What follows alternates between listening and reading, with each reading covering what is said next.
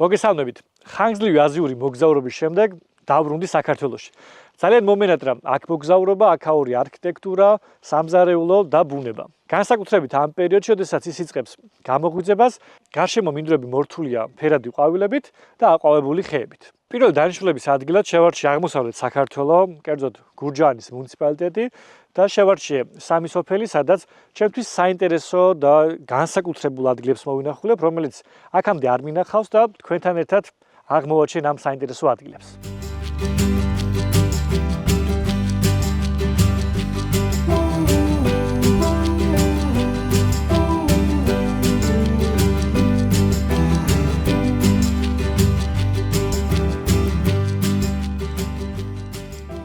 დღევანდელ მოგზაურობას სოფელ შაშიანიდან ვიწყებ.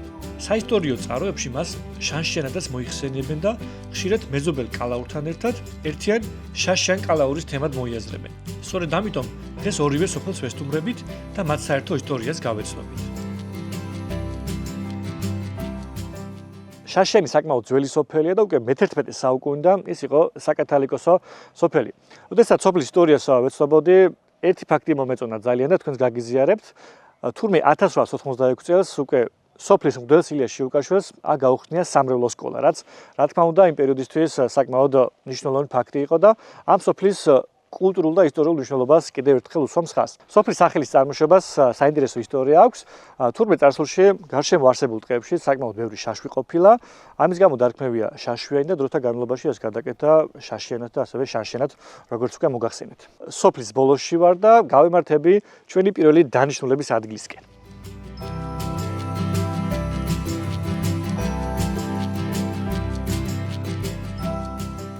ეკლესია, რომლის სანახავადაც მივდივარ, მდინარე ჭერმისხევის მარცხენა ნაპირზე, შუაგულ ტყეშია ჩაფლული. როგორც გავარკვიე, ტაძრამდე სამანქანო გზა მიდის და სულ რაღაც 15 წუთში უკვე დანიშნულების ადგილზე ვიქნებით.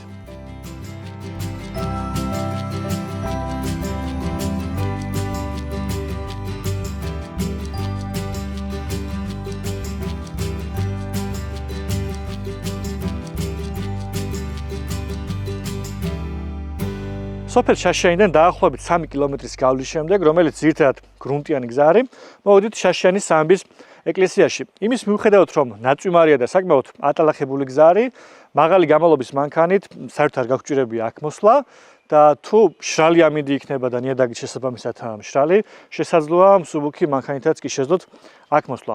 თუ არ და მთავარი გზიდან არც ისე დიდი მანძილია და გაზაფხული იქნება ეს ზაფხული თუ შემოდგომა, ვფიქრობ პატარა საინტერესო ლაშქრობაც გამოგივათ რომ მოხვიდეთ ამ საინტერესო ტაძრის მოსანახულებლად. შაშიანის სამების ეკლესია მე-6-7 საუკუნეებში აშენებულა, ის არის სამეკლესიანი ბაზილიკა. რასაკვირველია, საუკუნეების განმავლობაში საერთხელ დაზიანდა და მე-20 საუკუნემდე საკმაოდ დაზიანებული იყო ეს ტაძარი, თუმცა როგორც ხედავთ უკვე აღდგენილია და რესტავრაცია ჩაუტარდა. ხოლო რაც შეეხება ინტერიერს, იქ დღემდე მიმდინარეობს სარესტავრაციო სამუშაოები. მართალი ამ ეკლესიაში პირველად ვარ და არ მინახავს ის დაზიანებული ფორმით, მაგრამ თუ შევხედავთ, რამდენი ახალი კედელი აშენებული, შეგვიძლია წარმოვიდგინოთ, თუ რამდენად დაზიანებული იყო ეს სამების ეკლესია. თუმცა გარშემო მაინც ხვდებით ძველი კედლის ნაშთებს, ასევე არის ნაგებობა, რომელიც სათავსო იყო და ის დღეისთვის გამაგრებულია, რომ ზედმეტად არ დაზიანდეს. ასევე გარშემო არაერთ ქვევრს შეხვდებით.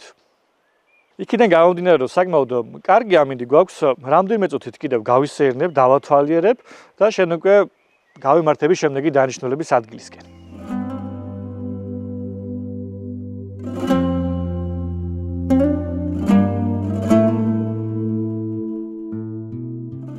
ტაძარი რიყის ქვითაა ნაგები.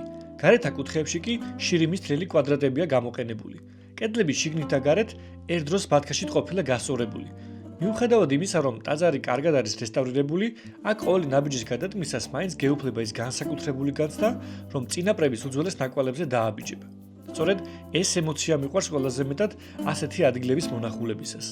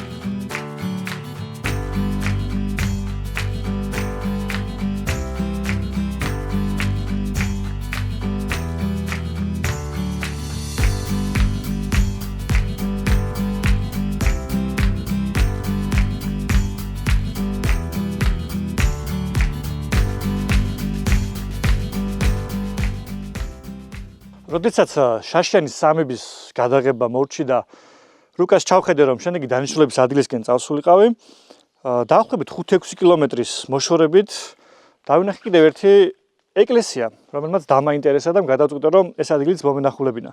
ამ ადგილის დაფარვის შემდეგ გავაჩერე მანქანა მთავარ გზაზე და დაახლოებით 400 მეტრის ჩამოვლის შემდეგ, რომელიც საკმაოდ დამრეცი ფერდობია, აღმოჩნდი ამ ადგილას, რომელიც არის უნაგვერდის ეკლესია. მართალია ამ ტაძრიდან ძალიან მცირე ნაწილია შემორჩენილი და ეს კედლები ფაქტობრივად მთლიანად დაფარულია მცენარეებით, მაგრამ გარკვეული დასკვნების გამოტანა მაინც შეგვიძლია.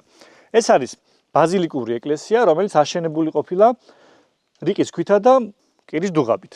სანამ ინტერნეტი იჭერდა, გარკვეული ინფორმაცია მოვიძიე ამ ეკლესიის შესახებ და როგორც აღმოჩნდა, ის მე-6 საუკუნეებში აუშენებიათ. ძალიან კარგია, როდესაც ახალ ადგილებს აღმოაჩენ, ეს იქნება არქიტექტურა თუ ბუნების ძეგლი, მაგრამ ეს ადგილი მაინც გამოსარჩევია იმით, რომ საკმაოდ მისტიკურად გამოიყურება ის ვინაიდან დაფარული მცენარეებით, ისეთგვარად შესხორცებულია ბუნებასთან და როდესაც აქ ჩამოდიხარ, ისეთი განცდა გეუფლება, თითქოს პირველი ადამიანი ხარ, ვინც ეს არქიტექტურული ძეგლი აღმოაჩინა.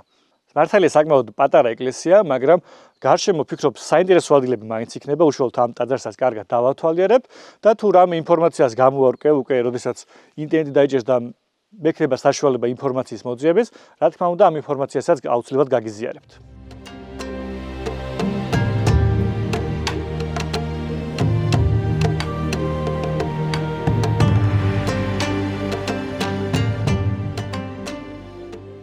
მართალია ამ ტაძარზე სხვა დამატებით ინფორმაცია ვერ მოვიძიე, თუმცა მისი მნიშვნელობა ისედაც თვალსაჩინოა.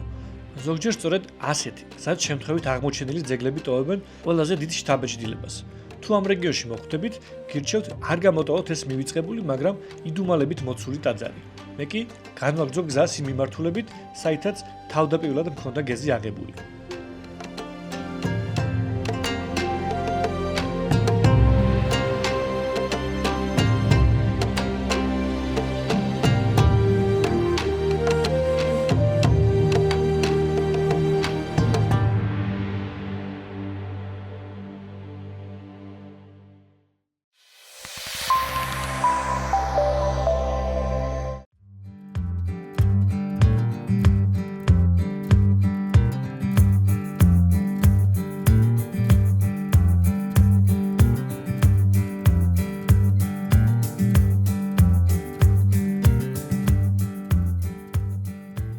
სოფელი კალაური ერთ-ერთი უძველესი დასახლებაა, რომელიც გურჯაანისა და თელავის დამაკავშირებელ გზაზე მდებარეობს. სწორედ ამ ხელსაყრელმა მდებარეობამ განაპირობა მისი სტრატეგიული მნიშვნელობა და ვაჭრობის გამოცოცხლებაც. ლეკიანობის მძიმე წლებში კალაური მეზობელ შაშიანთან ერთად მტერთან გამკლავების საქმეში უნიშნულოვანეს როლს ასრულებდა. სწორედ ამ მდიდარი წარსულის გამოძახილია ის მრავალი ღირსშესანიშნაობა, რომლებსაც დღეს აქ ხვდებით.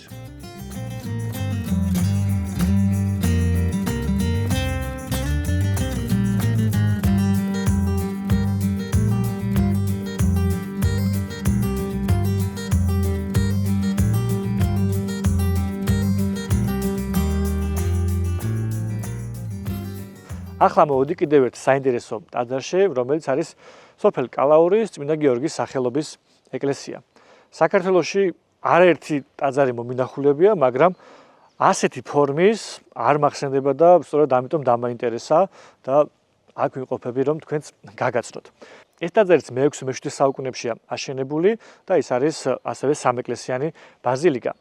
მას გამოარჩევს ის ფაქტი, რომ მას სამხრეთ-დასავლეთიდან და ჩრდილოეთიდან აკრავს თანაბარი ზომის მინაშენი, რაც მას ასეთ განსაკუთრებულ იერს წენს.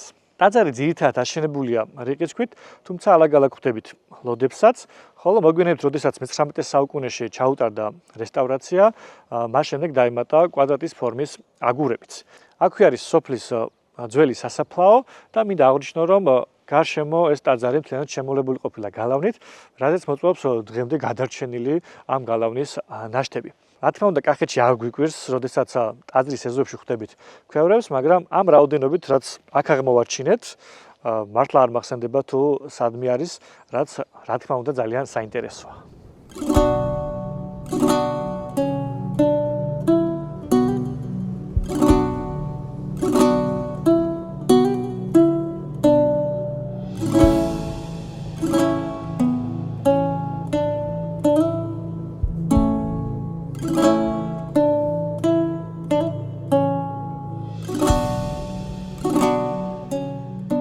ტაძრის შემაღლებული ფორმები მაშინვე იქცევს ყურადღებას. დასავლეთის მთავარი კარი გარედან სწორკუთხაა, შიგნიდან კი თაღოვანი ფორმა აქვს. მეორე ამგვარივე კარი მას სამხრეთიდან ჰქონდა, რომელიც დღეს ამოშენებულია.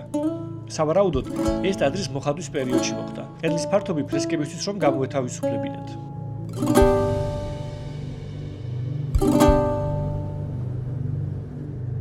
რამდენადაც შთამბეჭდავია ეს ტაძარი გარედან, ალბათ კიდევ უფრო მეტად საინტერესო და გასაოცარია შიგნიდან, ვინაიდან აქ ხვდებით ენით აღუწერელ კედლის მხატვრობას.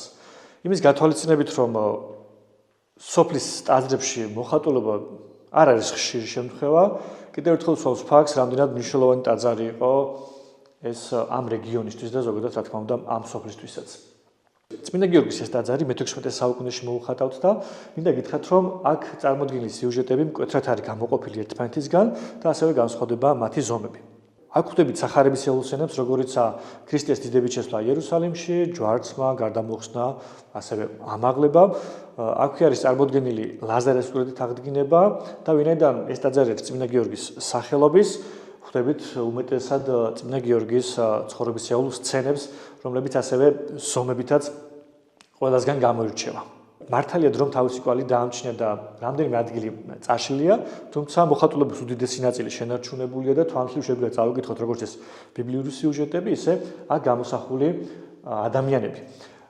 კიდევ ერთხელ აღნიშნავ, რომ ძალიან საინტერესო, შთამბეჭდავი და განსაკუთრებული მოხატულობა, ამიტომ თუ აქ არ ხართ ნამყოფი, აუცილებლად გირჩევთ, რომ ასეთი მსგავსი ტური დაგეგმოთ, მოხვიდეთ და გაეცნოთ ამ მართლაც განსაკუთრებულ მხატვრობას და რა თქმა უნდა ტაძარს. ტაძრის მოხატულობიდან განსაკუთრებით გამოსარჩევია წმინდა ნინოს ფრესკა.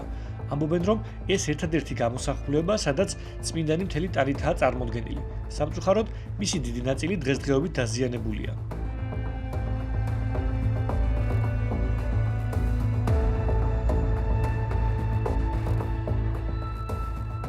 როდესაც რომელიმე ადგილს პირველად ვსტუმრობ, ყოველთვის ვცდილობ წინასწარ მოლოდინები არ შევიქმნა და ადგილზევე შევიგრძნო პირველად ნახვის ემოცია. რაც ამჯერად ვნახე, ყველაფერი საოცრად შთამბეჭდავია და მიხარია, რომ ჩემს მოგზაურის დღიურში ეს კადრები ჩაიწერება.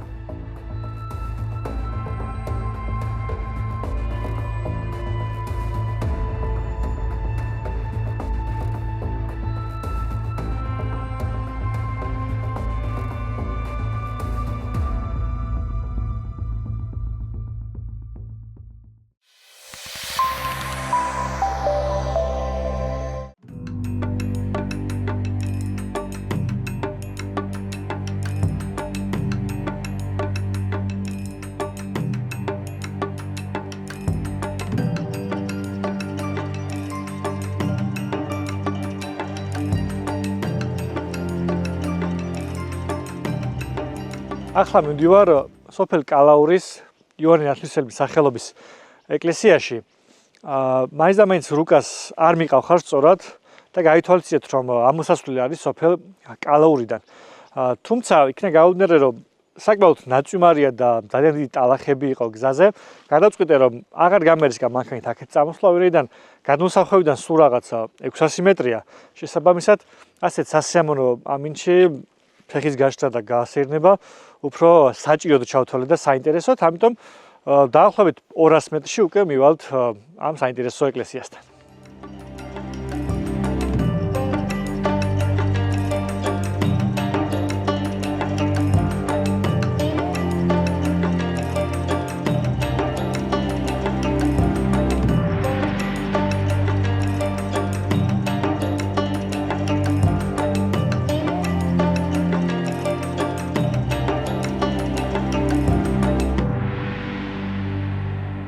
გადმოსახვევიდან დაახლოებით 7 წუთი დაგჭირდა, რომ ამ ადგილას მოვსულიყავით, რომელიც როგორც უკვე გითხარით, არის წმინდა იოანე ნათლისმცემლის სახელობის სამონასტრო კომპლექსი. აქ ხვდებით უშუალოდ ეკლესიას, გალავანს, სატრაპეზოს, საძვალეს და სხვა ნაგებობათა ნანგრევებს. რა თქმა უნდა, ამ კომპლექსის მთავარი ნაგებობა არის ტაძარი, რომელიც აშენებულია სწორიგებად დაწყობილი რიყის მოზრდილი ქვით. ასევე გამოყენებულია აგურიც, რომელიც მხოლოდ მთავარი ეკლესიის ზედა ნაწილებშია. მართალია აქ მოსვლამდე ფოტო-ვიდეოები ვნახე, მაგრამ ასეთი მასშტაბური არ წარმომედგინა და ბევრად შთამბეჭდავად გამოიყურება. თითოეულ ნაგებობა. ამიტომ ერთი სული მაქვს ახლა ეს დავათვალიერო და რა თქმა უნდა თქვენს გაგიზიაროთ.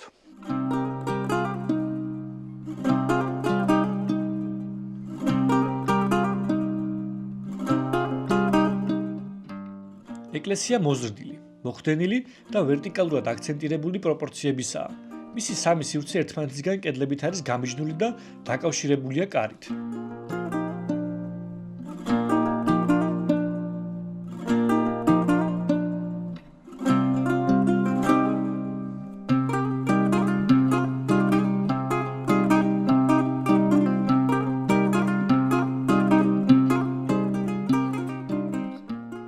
უნდა აღვნიშნოთ, რომ ეკლესიას საკმაოდ სადა ფასადები აქვს. აქვეა რიყის ქვით ნაგები საძვალეც, რომელიც ერთდროს კრამიტის ორფერდა გადახურვით ყოფილა დახურული. სწორედ აქ, სამხრეთ სამლოცველოში 2017 წელს კახეთ-ჰერეთის მეფის კვირიკე მესამე დიდის საფლავი აღმოაჩინეს. მართალია კარი ჩაკეტილია და ახლოს მისვლა შეუძლებელია, მაგრამ თვალის შევლება მაინც შევძელი. ახლა კი გადავინაცვლებთ მე-19 საუკუნის სატრაპეზოსთან.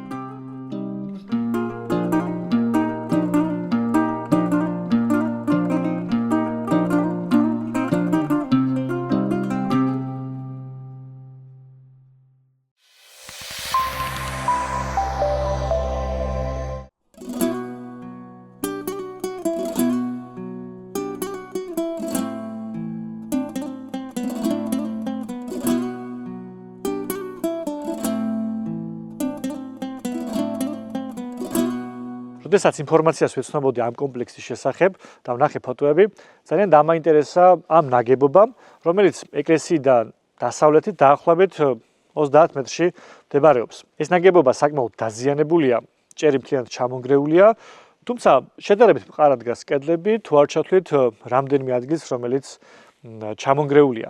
რაც ძალიან მომწონს არის აი ეს ხე, რომელიც შესაძხორცებულია მთლიანად ამ კედელთან და შეიძლება ითქვას, რომ ის ამაგრებს კიდეც. რაც ერთგვარად მისტიკური შესახედაობისაა. თუ როგორც უცლობს ეს ნაგებობა და ბუნება ერთად. ძალიან ცუდ მდგომარეობაშია, როგორც ხედავთ, კედლები დაფარულია მცენარეებით, ბუჩქებით, რაც შეეხება იატაკს, ის დაფარულია მიწით და ასევე ჩამონგრეული ნაწილებით, თუმცა ამის მიუხედავად მაინც ძალიან მასშტაბურად გამოიყურება და ასევე შთამბეჭდავად, ამიტომ ახლა შევიდეთ და შეგინთას დავათვალიეროთ ეს ძალიან საინტერესო ნაგებობა.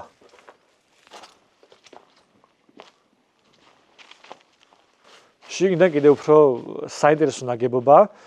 ერთი შეხედვით 4-ვე ადგილას გავს სატრაპეზო ადგილს, დასაჯდომის და თავისი სავარაუდო მაგიდით, სადაც ეს სასულიერო პირები ხდებოდნენ ერთად და იკვებებოდნენ.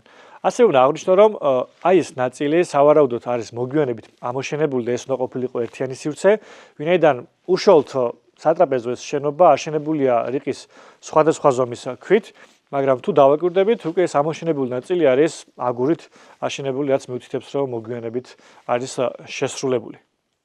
ძალიან გამიხარდა რესტავრებული ტაძრის დანახვა და განსაკუთრებით გამოარჩევ იმ ადგილებს, რომელიც გადახურულია სპეციალური სახურავით, რომ დაიცვას წარსულიდან შემონახული ეს კედლები. მე იმედს გამოვთქვა, რომ ისეთივე ყურადღება მიექცევა ამ ნაგებობას, როგორც ტაძარს, ვინაიდან მისი წლოვანება უკვე 1000 წელს სცილდება და ვალდებულებაა ჩვენი, რომ დავიცვათ ეს ნაგებობაც ისევე როგორც ტაძარი. და რაც თავარია, ჩვენი თანამოქალაქეები იმედი მაქვს, რომ მოვლენ და ათვალიერებენ, მოილოცავენ და სასიამოვნო დღეს გაატარებენ ამ რეგიონში.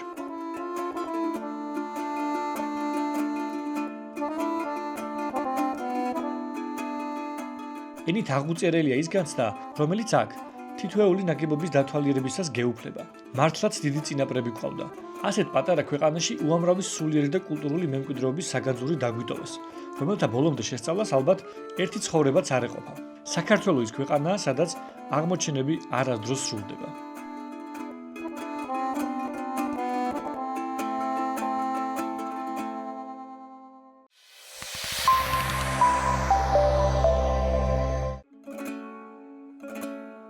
ორივე სოფელი, შაშიანიც და კალაურიც მართლაც უნიკალური სოფლებია. აქ კიდევ არაერთი მნიშვნელოვანი და საინტერესო ადგილი მეგულება. მომავალში აქ აუცილებლად დაბრუნდები, რომ ეს მხარე სხვა კუთხითაც გაგაცნოთ. ახლა კი გზას ვაგრძელებთ და მეზობელ სოფელ ვაჩნაძიანში გადავინაცვლებთ. მოვედით დღევანდელი სამოგზაურო დღის ბოლო დანიშნულების ადგილას, რომელიც არის ვაჩნაძიანის პალატები, რომელიც მე-19 საუკუნეს მიეკუთვნება.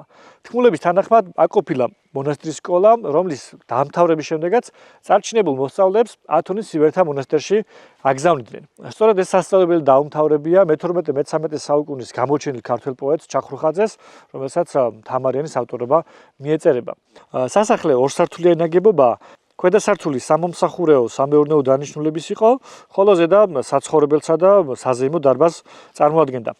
როგორც ხედავთ, შენობა ძირითადად რიყის ქვით არის აშენებული, თუმცა ზოგიერთ ნაწილში შევხვდებით მოზრდილი ზომის აგურებსაც. თითოეული ის ადგილი, რომელიც დღეს მოვინახულა, იმაზე ბევრად მასშტაბური აღმოჩნდა, ვიდრე წარმოვიდგენდი. მათ შორის არც ეს ადგილია გამონაკლისი, ვინაიდან ვერ ვიფიქრებდი, რომ ამ ხელა ზომის სასახლე იქნებოდა ამ პატარა სოფელში.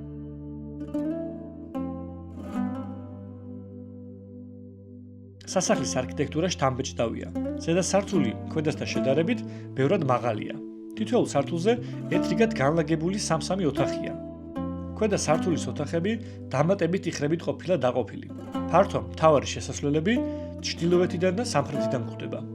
მართალია აქ ამოსული ბუჩქების გამო შიგნით შესვლა ვერ შევძელი, თუმცა გარედანაც კარგად ჩანს კედლებში დატანებული ნიშები და ბუხრები, რომლებსაც ნახევარწრიული ზურგი ფასადის მხარეს აქვს გამოტანილი.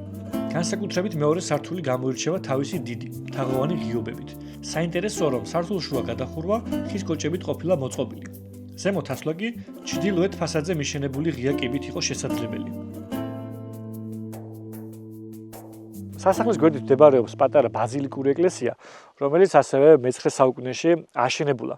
თავდაპირველი სამშენებლო მასალა არის რიყის ქვა, თუმცა მოგვიანებით მე-19 საუკუნეში, როდესაც განაახლეს ეს, მას დაემატა აგურიც. დღემდე ეტყობა დაზიანებების კვალი, მაგრამ როგორც ჩანს, როდესაც განაახლეს მე-19 საუკუნეში, მას შემდეგ საკმაოდ კარგად არის შენარჩუნებული და დღეს აქ მოსულ დამთვალიერებელს თუ მომლოცველს შეუძლია კარგად მოინახულოს თუ ილოცოს ამ ტაძარში.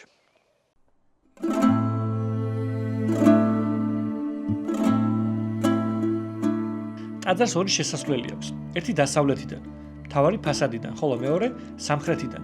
საინტერესოა, რომ სამხრეთის კარი პირდაპირ მეორე ეკლესიასთან გვაკავშირებს, რომელიც პირველის მსგავსად მთლიანად რიყის ქვითაა ნაგები.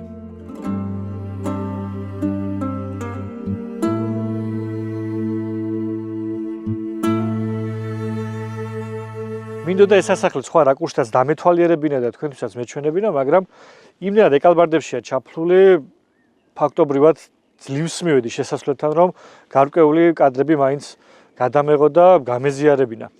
ძალიან სამწუხაროა ეს მდგომარეობა, ვინაიდან ძალიან შთამბეჭდავი ადგილია და კარგი იქნებოდა, რომ დათვალიერების შესაძლებლობა მოგცემოდა, მაგრამ მართლაც ისეთი ზომის ბუჩქი და ხეები იყო, რომ ასეთი ეკლები არასდროს არ მინახა აქამდე. ასე დამგვარად დღევანდელი სამოგზაურო დღე აქ სრულდება.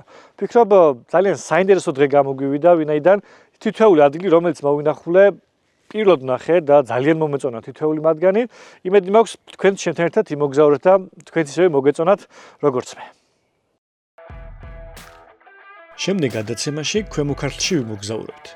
არ გამოტოვოთ, წინ საინტერესო თავგადასავლები გველოდება.